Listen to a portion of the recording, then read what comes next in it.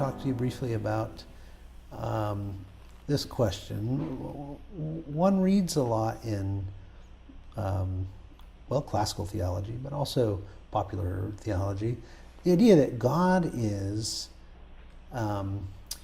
timeless or eternal, that he's not like us in being in time and subject to change in the passage of time, that somehow he's outside of it all, seeing all of history at once, as it were. And in some ways that's a really attractive picture because it suggests a kind of impressiveness, that a being who was like that would be much higher or more impressive than we are in a way.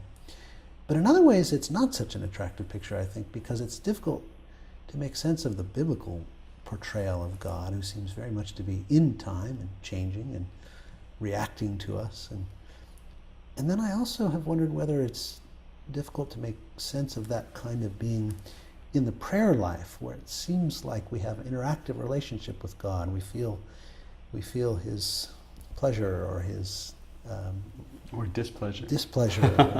Sometimes we feel called by God or even spoken to by God. And you might think it's difficult to make sense of all of that if God is a perfectly static, changeless, timeless being. So you've thought a lot about these things, and what are your views about this? Yeah. I mean, of course one can say things about a timeless deity that make it a little bit easier to understand how such a being might be doing something like interacting with us. So if you think of the timeless perspective that God has as nevertheless sort of divisible into levels, so to speak. So God timelessly knows everything, but God timelessly knows that you and I exist because God timelessly knows that God created people, and our parents, and so on. And so God, part of God's timeless knowledge and action can be dependent on other bits of it. So if I pray timelessly, God knows that I pray for wisdom in making some career decision or something. And timelessly, God wills that a thought occur to me, a solution occurs to me, an answer occurs to me about what I should do. And timelessly, God knows that I respond to that appropriately. So that's you could have a kind of responsiveness in a timeless being, even though there isn't really a series of thoughts and a series of actions. So I don't want to rest too much on that. Nevertheless, I want to say I don't see the attractive. I don't see why putting God outside of time is such an attractive thing to so many people, and I think it can be traced back to early early philosophical influences on Christian theology.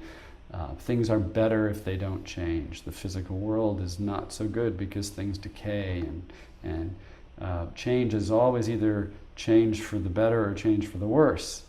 So if God were changing, God would either be getting better, couldn't do that, or getting worse. Well, that wouldn't be good either. So when you have these thoughts about how great it is for a thing to be unchanging, you make it less and less like human beings, and more like an abstract thing that's very much apart from the world we're familiar with, including the world of time. Now, was that a good idea, that theological package, which I think, like you say, you don't get that. It just doesn't jump out at you from the Hebrew Scriptures, certainly, or from the Christian scriptures, the New Testament. So where did that come from? Well, it was a kind of a theological overlay. Theology is important, and we can't avoid it, but we can ask questions about where we're getting some of the principles that are guiding it. Yeah. And I think these principles were questionable. Yeah. Now, one of these principles that you've already mentioned is God is a perfect being. Moreover, He's the being than which none greater can be conceived. Mm-hmm. So, however we think of God, we've got to think of Him in that way. And maybe this is an argument from Brian Leftow. I can't remember where it comes from, but this did strike me as having a bit of bite. It was that it seems like it would be better for a being if it were not subject to the loss that we're subject to when something recedes into the past. So I think about these great experiences I had when I was a kid with my family, and now those are gone. They're gone. Yeah. And there's a kind of a sadness to that, or there's something sort of less than perfect about that. Uh-huh. And so the thought is, wouldn't it be a better being who didn't have to suffer that kind of loss and just always could have the whole spread of history immediately present to? Yeah, that's an interesting thought. Of course, God would have perfect recollection, could sort of perfectly relive, in a sense, any past positive event or experience. A being that is outside of time couldn't anticipate anything. There's something good about that's that. Right. There's also good about certain events. So good experiences, I miss those, but there are bad experiences. It'd be nice to have them over. It's good that they're gone. Right.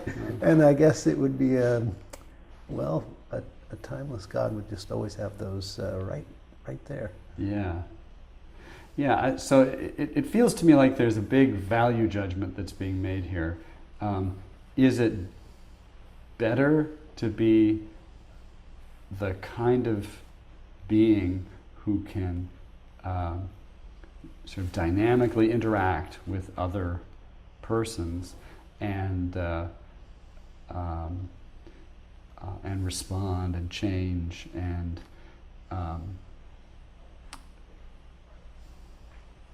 is that a better kind of being to be, or is it better to be static and unchanging?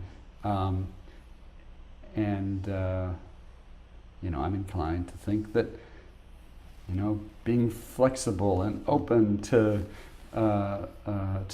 others and vulnerability to others, that these are signs of strength and courage, and that's how we think about one another.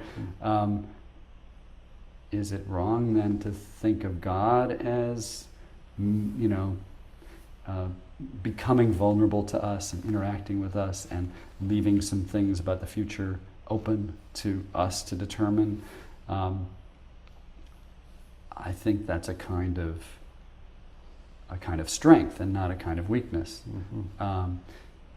Where some Christians think that God's sovereignty requires that God brings everything about, causes everything, and that anything less than that is detracts from God's strength.